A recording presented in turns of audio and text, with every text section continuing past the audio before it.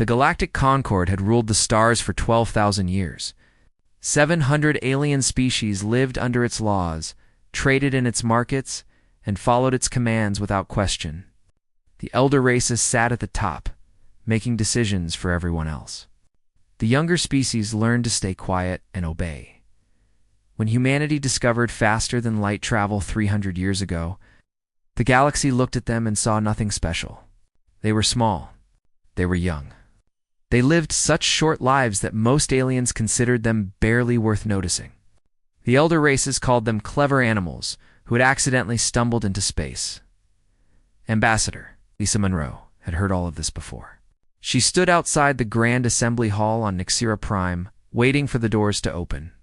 Her formal black suit looked plain compared to the glowing robes and shimmering scales of the alien delegates walking past her. None of them looked at her. None of them cared. Captain Daniel Hughes stood behind her, his military uniform crisp and clean. Next to him was Dr. Catherine Webb, who had spent her whole life learning to understand alien languages and cultures. The three of them made up humanity's entire delegation. 6 hours, Daniel said quietly. They have kept us waiting for 6 hours. Lisa kept her face calm. The Velthrani want us angry before we even start talking. Do not give them what they want. The Velthrani were insects that walked on 2 legs and thought with hive minds. They had controlled galactic politics for thousands of years, and their high speaker, a creature called Zixter, hated humanity with a passion that seemed personal. 8 months ago, Velthrani warships had attacked human mining colonies in a region of space that both species claimed. 17 colonies were destroyed. 43,000 humans died, including children and elderly and families who had done nothing wrong. Lisa had seen the recordings. Ships firing on civilian buildings, escape pods being targeted and destroyed, rescue vessels driven away. While survivors screamed for help that never came, the Galactic Concord had finally pressured the Velthrani into peace talks. Today, humanity would present their case and ask for justice. The doors opened at last. Humanity may enter, announced a floating drone that translated languages. Lisa walked forward. The chamber was enormous, with seats rising up toward a ceiling made of crystal that caught the light of distant stars. Thousands of alien representatives watched from every direction. At the center, on a raised platform, sat the 12 most powerful species in the galaxy. They would decide humanity's fate. Zixter's many eyes glittered with amusement as Lisa approached. The young species comes to beg. How sweet, Lisa ignored him. We come seeking justice. 17 human colonies have been destroyed without warning or cause. 43,000 of our people are dead. We have proof that Velthrani military forces conducted these attacks on civilians who posed no threat. She raised her hand, and holographic images appeared in the air above her. The recordings showed everything. Velthrani warships firing, buildings exploding, bodies floating in space. The evidence was clear and impossible to deny. We request formal punishment of Velthrani aggression, Lisa continued. We request payment to the families who lost loved ones. We request protection for our remaining settlements. Zixter made a clicking sound that his translator turned into laughter. The human talks about disputed zones. Let me explain something to this assembly. Those star systems belong to the Velthrani by ancient right. Your species built colonies on our territory. We simply took back what was always ours. Those systems were marked as open for colonization by the Concord itself, Catherine spoke up. We have the documents. Old documents, Zixter replied with a wave of his claw. Things change. The Concord recognizes Velthrani control now. Lisa felt Daniel tense beside her. She knew what was coming, and she dreaded it. High Chancellor Morvith, an ancient being whose species had helped create the Concord at the beginning, finally spoke. His voice was dry and emotionless. The Council has reviewed all evidence from both sides. While we acknowledge that human lives were lost, we find no reason to punish the Velthrani hierarchy. No reason? Daniel's voice was sharp with anger. They murdered 43,000 civilians. Unfortunate casualties in a territorial dispute, Morvith replied. The Council's decision is final. Humanity is advised to leave any remaining settlements in the contested area. You will receive no payment for your losses. However, we will generously allow your species to remain in the Concord with reduced voting rights for the next 200 years. Lisa stared at the council. Around the chamber, she could see representatives of other species looking away, unable to meet her eyes. They knew this was wrong. Every single one of them knew. But none of them would speak against the powerful. Reduced voting rights, she repeated slowly. We are being punished. You are being taught your place, Zixter said. Young species must learn to be humble. Accept the council's decision, and maybe in a few thousand years, you will earn the respect you think you deserve. Lisa looked at Daniel. She looked at Catherine. Something passed between them in that moment. An understanding that needed no words. She turned back to face the assembly. No. The word echoed through the enormous chamber. Morvith's ancient face showed confusion. Excuse me? I said no. Lisa's voice was steady and clear. Humanity rejects the council's decision. We reject your terms. We reject your authority over our people and our future. Whispers spread through the assembly like wind through grass. Ambassador Monroe, Morvith said with a warning tone, you cannot simply reject a council ruling. The Concord's decisions are binding on all member species. Then we are no longer a member species. Lisa straightened her back. Effective immediately, humanity withdraws from the Galactic Concord. We will handle our own problems, settle our own disputes, and defend our own people. You would stand alone? Zixter's laughter filled the chamber. Your tiny species against the entire galaxy? You will be extinct within a generation, Lisa smiled. It was not a warm smile. It was the kind of smile that made several nearby delegates shift nervously in their seats. You have spent 3 centuries underestimating us. You looked at our short lives and saw weakness. You looked at our emotions and saw primitives. You looked at our small numbers and saw nothing important. She began walking toward the exit, her delegation following. You never bothered to look at our history. She stopped at the doorway and turned back one final time. Humanity did not climb to the top of our food chain by being peaceful. We did not survive ice ages and plagues and our own worst impulses by giving up. We did not reach the stars by accepting what others told us was impossible. Her eyes swept across the assembly. You want a war with humanity? You will get one. And when it is over, you will understand why you should have listened when we asked nicely. The doors closed behind her in the silence that followed. High Chancellor Morvith felt something he had not experienced in over 1,000 years. Fear 6. Months passed after humanity walked out of the Galactic Concord. In that time, something very strange happened. Humanity disappeared. Human merchant ships, once common on major trade routes, were gone. Human diplomats had packed their bags and left every station and outpost in the galaxy. Human communication channels had gone completely silent. The species that had been so eager to join galactic society had simply vanished into their own small corner of space. They are hiding, Zixter told the council, licking their wounds, building up their courage to come crawling back and accept our generous terms. But the private intelligence reports told a very different story. Velthrani spy drones sent to watch human space never came back. Scout ships that flew too close to the border encountered strange problems. Gravity wells appeared where none should exist. Sensors went blind. Engines failed without explanation. Every ship that tried to enter human space was forced to turn back. Then a Velthrani cruiser attempted a deep mission into human territory. It was a powerful warship with experienced crew and advanced weapons. 2 days after crossing the border, it sent back a single broken transmission. The stars are wrong here, the captain's voice said through static.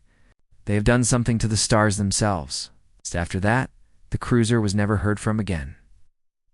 On Nasira Prime, a scientist named Dr. Vrenthal presented her findings to the council. She was a serpent-like creature with scales that changed color with her emotions. And right now, those scales were pale with worry. She had spent years studying human psychology and culture. I must warn this council, she said, her body coiling with anxiety.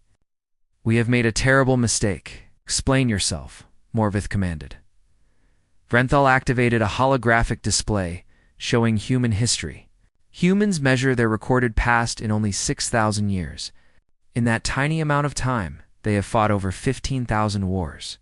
They have invented weapons capable of destroying their entire planet on 4 separate occasions. They have driven themselves to the edge of extinction through violence alone. She paused to let that sink in. And each time, they came back stronger than before. This proves we were right about them, Zixter interrupted. They are violent primitives who cannot stop destroying themselves. No, High Speaker. Vrenthal's voice was sharp. It proves they are the most dangerous species this galaxy has ever seen. When humans face threats to their survival, they do not fall apart. They come together. They become more creative. They adapt faster than should be possible for any living thing. She pulled up more information. In their last Great World War, they went from simple flying machines to splitting atoms in 6 years. 6 years. A change like that would take the Velthrani hundreds of years to achieve. The council members looked at each other with growing unease. There is more, Vrenthal continued. Humans have a psychological trait that we completely failed to understand. They call it spite. Spite. Morvis' translator struggled with the word. The willingness to suffer personal harm in order to hurt those who have wronged them. Most species act on logical self-interest. Humans do not. They will give up everything they have, their money, their comfort, their very lives, simply to prove a point. They have a saying for this. They call it cutting off your nose to spite your face, and they consider it admirable. Zixter clicked dismissively. Irrational behavior is weakness, not strength. It is weakness in a weak species. Renthal's tail lashed with frustration. In a species with human abilities, it is terrifying. They are not going to give up. They are not going to negotiate. They are going to come for us, and they will pay any price to win. What do they want? Morvith asked quietly. Vrenthal was silent for a long moment. I believe they want to make an example of us. To show the entire galaxy what happens when you hurt humanity? She turned off her display. And I believe they are almost ready to begin. 3 weeks later, the Velthrani border colony of Threxner went dark. The colony was home to 2 million Velthrani citizens. It had a military base with 30,000 soldiers. It was protected by weapons platforms in orbit, powerful shields, and a fleet of 40 warships. It was considered one of the most secure locations in Velthrani space. 1 hour after all contact was lost, a single Velthrani ship appeared near Nazera Prime. Its hull was burned and scarred. Its crew could barely speak. The captain stood before the council, his compound eyes unfocused with shock. A human fleet appeared without warning. They passed through our sensors like ghosts. Their weapons were nothing we had ever seen before. Our shields just dissolved. The colony is gone. Everything is gone. How many ships? Zixter demanded. The captain's voice shook. 12. There were only 12 of them. Chamber fell into stunned silence. 40 Velthrani warships and orbital defense platforms had been destroyed by 12 human vessels. A colony of 2 million people had fallen in less than an hour. What did they do to the survivors? Morvith asked. The captain seemed confused by the question. They evacuated them. The humans pulled every civilian off the planet before they destroyed the military installations. They gave medical care to the wounded. They provided food and water, shook his head slowly. They were kind to us. Even as they took everything we had. Zixter's claws clenched. A trick. Psychological warfare. But Dr. Vrenthal was looking at her datapad, her scales shifting to an even paler shade. I am receiving reports from other sectors. The human fleet has split into multiple groups. They are hitting targets across Velthrani space simultaneously. How many targets? Morvith asked. Vrenthal looked up. All of them. The galaxy watched in disbelief as humanity revealed what they had been doing during those 6 months of silence. They had not been hiding. They had not been afraid. They had been building. Every scientist, every engineer, every clever mind in human space had worked together on a single goal, creating weapons that made the Concord's 10,000-year military advantage worthless.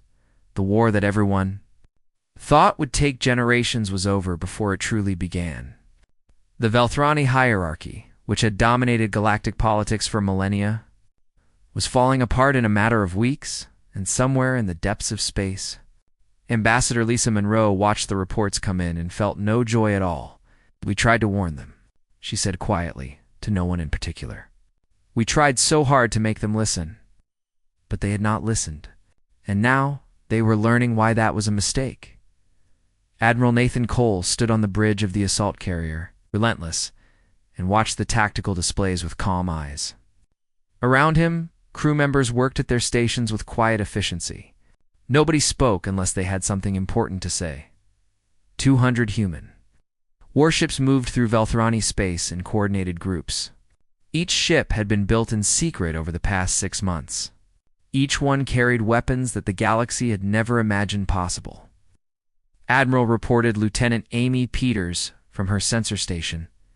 Velthrani Defense Fleet detected 160 ships forming a blockade around the Korath system. Nathan nodded slowly. "Good standard approach. Let them see us coming."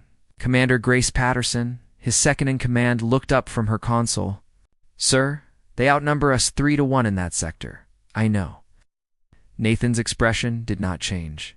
"That is why they will stand and fight. They still believe numbers matter against us." The human fleet moved forward without slowing down. On the other side, the Velthrani arranged their ships in a classic crescent formation. It was a tactic they'd used successfully for thousands of years. Multiple ships could fire at the same target while protecting each other from return fire. It had never failed them. Nathan opened a channel to all ships. All vessels began protocol nightfall. Across the fleet, weapon systems came online. Gravitational disruptors that could bend space itself. Quantum destabilizers that passed through shields like they were not there. Kinetic accelerators that fired metal slugs at speeds close to light itself. During those 6 months of silence, humanity had not wasted a single day. Scientists who had spent their careers competing with each other shared every secret they had. Engineers who usually worked for rival companies collaborated without hesitation. The entire human race had focused its considerable intelligence on one simple problem: how to make the ancient powers of the galaxy regret what they had done. The answer was now bearing down on the Velthrani fleet. "They are hailing us," Amy reported, "demanding our surrender." Nathan almost smiled. "Politely decline." The Velthrani opened fire first. Thousands of energy beams and missiles streaked across space toward the human ships. It was an impressive display of firepower. That would have destroyed any fleet in galactic history. The human shields absorbed everything without strain. Then, humanity fired back.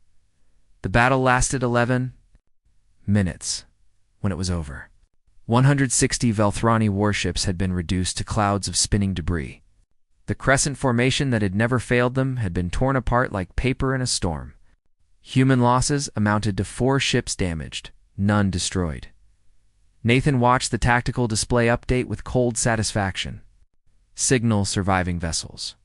Any ship that surrenders will be treated well. Any ship that keeps fighting will be destroyed. 23 Velthrani ships powered down their weapons and waited. "Grace, coordinate rescue operations. I want every escape pod recovered. Every survivor treated with respect." Grace nodded, but there was a question in her eyes. "Sir, after what they did to our colonies at the start of this, ... we are not them." Nathan's voice was firm, but not angry. "That is the whole point of this war. We are proving that we can be powerful without being cruel. We are showing the galaxy that strength and decency can exist together." He turned back to the main display. "But we are going to win. And everyone is going to see us do it." Similar scenes played out across Velthrani's space.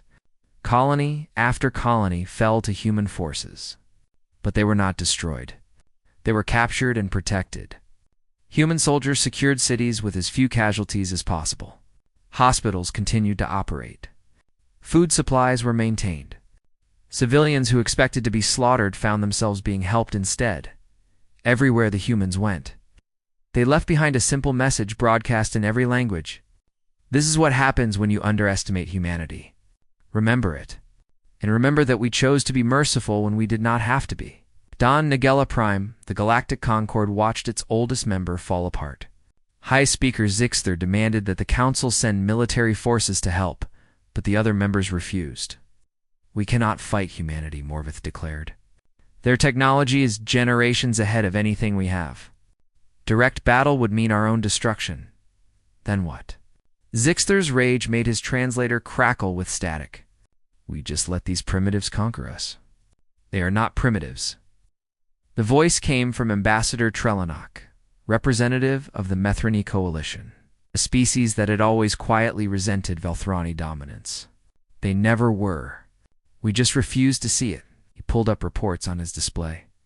My intelligence services tell me that human occupation forces are providing humanitarian aid to Velthrani civilians. They are feeding your people, healing your sick, protecting your children. It's a psychological weapon, Zixter insisted. Trelawnec shook his head. They are proving that they are better than us, that they can win without becoming monsters. And honestly, High Speaker, they are succeeding. Dr. Vrenthal spoke up from her position at the edge of the chamber. I have intercepted human communications. They have made their war goals public for everyone to see. What do they want? Morvith asked. Vrenthal hesitated before answering. Justice. They want Zixter arrested along with all military commanders who ordered the colony attacks. They want a formal apology from this council. They want payment to the families of the 43,000 humans who died, and Morvith pressed. And they want the Galactic Concord dissolved in its current form. They want a new government, one where every species has equal representation, one where laws apply to everyone the same way, one where the powerful cannot abuse the weak without consequences. The chamber erupted in chaos. Delegates shouted at each other. Ancient rivalries surfaced as species, who had been silent for centuries, suddenly found their voices. Vrenthal waited for the noise to die down before continuing. They are not trying to conquer the galaxy. They are trying to fix what we broke thousands of years ago. They want a better system for everyone, not just themselves. Morvith sat in silence for a long moment.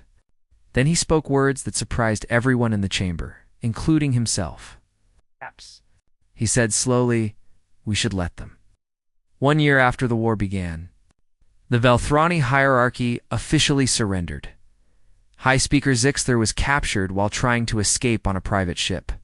He and 17 military commanders who had ordered the colony massacres were handed over to human authorities. But they would not face trial in a human court. Instead, a new tribunal was created with judges from 30 different species, many of whom had secretly supported humanity from the beginning, but had been too afraid to speak. Lisa. Monroe stood on the steps of the old Concord Assembly Hall, now empty of the council that had ruled there for so long. Cameras from 100 worlds broadcast her words across the galaxy. Today is not an ending, she declared. It is a beginning. For thousands of years, this galaxy has been ruled by fear. Fear of speaking out. Fear of challenging injustice. Fear of standing alone against those in power. That time is finished. Behind her stood representatives of species who had never dared oppose the old order. The Mithroni, the Korathi, the Cillian. Dozens of others who had lived in the shadow of the elder races, their voices ignored, their concerns dismissed. Now they watched with expressions that ranged from hope to disbelief. Humanity did not want this war, Lisa continued. We asked for justice, and were denied. We asked for protection, and were abandoned. We asked to be treated as equals, and were told to wait a few more thousand years. Her voice grew harder, so we stopped asking. Captain Daniel Hughes stood at the edge of the crowd, watching the speech. Grace Patterson found him there, her uniform dusty from the long campaign. You do not look happy, she observed. Daniel shook his head slowly. I am thinking about what this cost. 17 million Velthrani casualties. 500,000 humans. Cities destroyed. Families torn apart forever. He paused. We won. but I keep wondering if there was another way." Grace was quiet for a moment. Would they have listened? No, Daniel admitted. They would not have.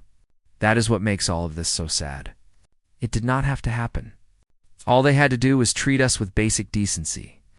Just acknowledge that we mattered, that our dead deserved justice. Turned away from the crowd. Instead, they learned the hard way why humans are dangerous. And why are we dangerous? Grace asked. Really? Daniel thought about the question carefully. Not because of our weapons? Not because of our technology. We are dangerous because when someone pushes us far enough, we stop caring about ourselves. We stop calculating costs and benefits. We just want to make the other side regret what they did, even if it destroys us in the process. And do they regret it now? Grace asked. The Velthrani. Daniel thought about the Velthrani civilians he had seen during the occupation. Confused, frightened, unable to understand how their ancient civilization had fallen so quickly. He thought about the other species across the galaxy, emerging from centuries of silence to demand change. He thought about the trials that would begin next month, where beings who had ordered the deaths of thousands would finally answer for their crimes. Yes, he said finally. I think they do. I just wish they had learned the lesson before we had to teach it with blood. In the months that followed, the galaxy transformed in ways that would have seemed impossible just 2 years before. The old Concord was dissolved completely. In its place, delegates created the Galactic Assembly, a new government where every species, no matter how old or young or powerful, had equal representation. Laws were rewritten. Trade agreements were renegotiated. Ancient grievances that had festered for millennia were finally addressed. Species that had been dismissed as primitive or unimportant suddenly had a voice. They used it. Debates that had been suppressed for thousands of years finally happened in the open.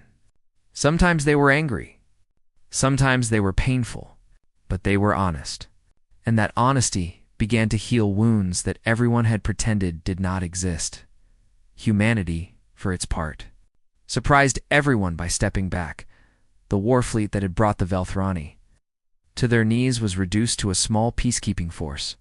The terrible weapons developed during the conflict were locked away in secure facilities. Scientists who had created them moved on to peaceful research. We built those weapons to survive, Lisa explained when reporters asked about the decision.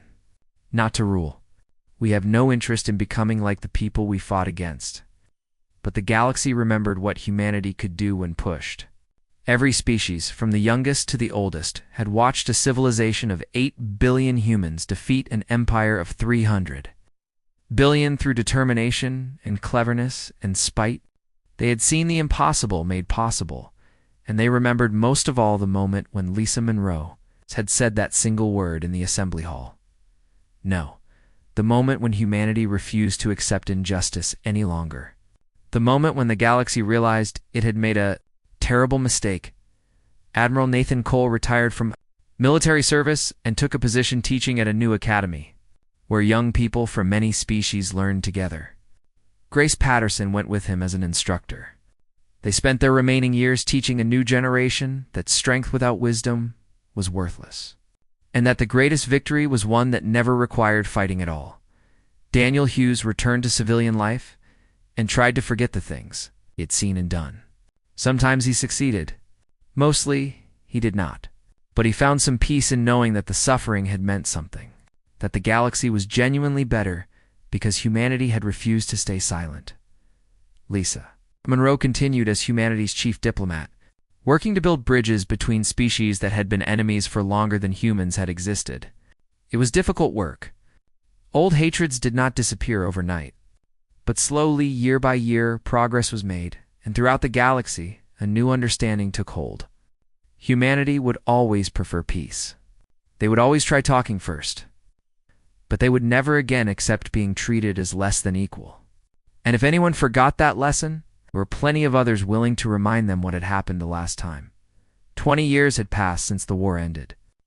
The galaxy had changed so much that young people who grew up in the new system could barely imagine how things used to be. Ambassador Lisa Monroe. Her hair now gray, but her eyes still sharp.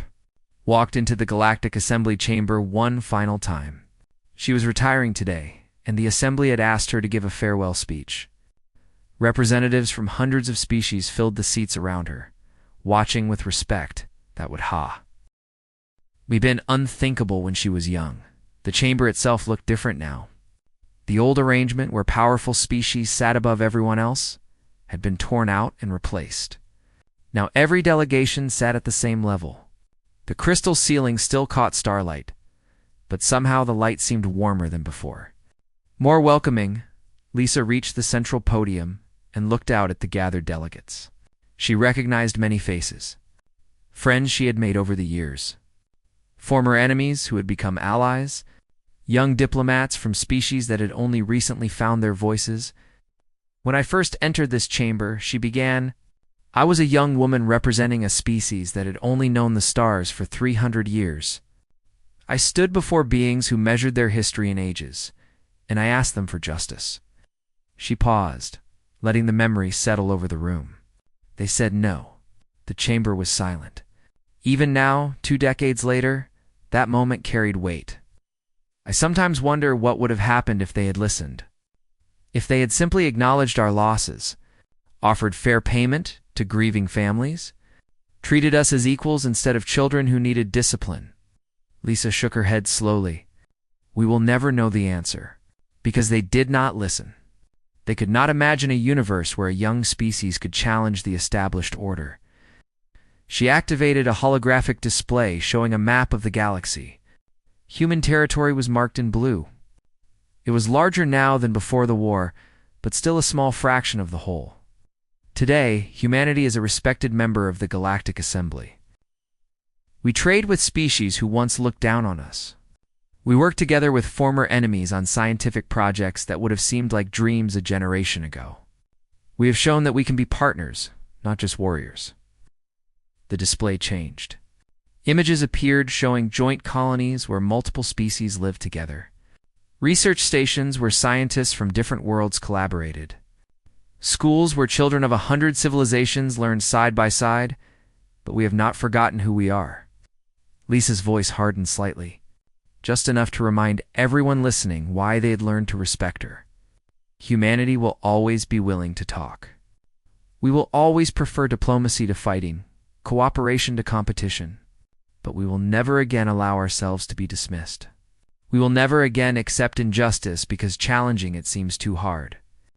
And we will never again enter negotiations without the strength to walk away if we must. She looked directly at the Velthrani delegation. They were a new generation of leaders who had grown up in the shadow of their ancestors' defeat. Their compound eyes met hers without anger, only a kind of tired understanding that came from learning hard lessons. The Velthrani learned what happens when you push humanity too far. The galaxy watched and learned the same lesson. My hope, my deepest hope, is that no species ever needs to learn it again. Lisa turned off the display, because we take no pleasure in teaching it. The chamber was quiet after she finished speaking, then applause began. First from the younger species. The ones who had been voiceless before humanity showed them that change was possible. Then from the middle powers who had silently resented the old order for centuries, and finally, slowly, even from the elder races themselves. Lisa nodded once, accepting their recognition without pride.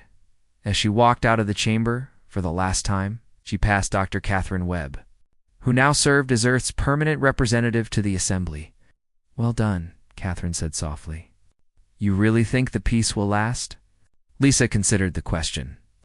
Outside the chamber, she could hear the sound of dozens of species talking, trading, arguing, laughing. A galaxy that had been defined by hierarchy for 12,000 years was learning how to exist as equals. It was messy. It was difficult, but it was working. I think it will last as long as everyone remembers, she said finally. As long as they remember what humanity did, not the violence. The principle. We stood up when no one else would. We demanded change when everyone said it was impossible. We proved that things could be different. She looked back at the chamber doors, then forward to the light streaming through the station windows. If they ever forget, Lisa added with a slight smile, we will be here to remind them. Somewhere deep in human space, the war fleet waited in cold storage. The ships were maintained and updated regularly, ready to be awakened if the galaxy ever needed to learn the lesson again. Young technicians who had never known war checked the systems and wondered if they would ever be needed. It had been 20 years since anyone required reminding. Humanity hoped it would be 20,000 more, but if that hope proved wrong, if some future species decided to test whether humans had grown soft, if some new power arose that believed it could dismiss humanity without consequence, then the fleet would rise again. The weapons would come out of storage, and the galaxy would remember why it had learned to listen when humans asked nicely. That was the legacy Lisa Monroe left behind. Not conquest. Not empire. Just a simple truth that had been written in blood and proven in fire. Humanity was willing to be everyone's friend, but only a fool would want them as an enemy. The stars still shone on the old assembly hall. The crystal ceilings still caught their light. And somewhere out there, among all those countless points of brightness, humanity continued to grow and learn and change. They had earned their place among the stars, not by being given permission, not by waiting to be accepted, but by standing up and demanding what they deserved, and in the end, that made all the difference.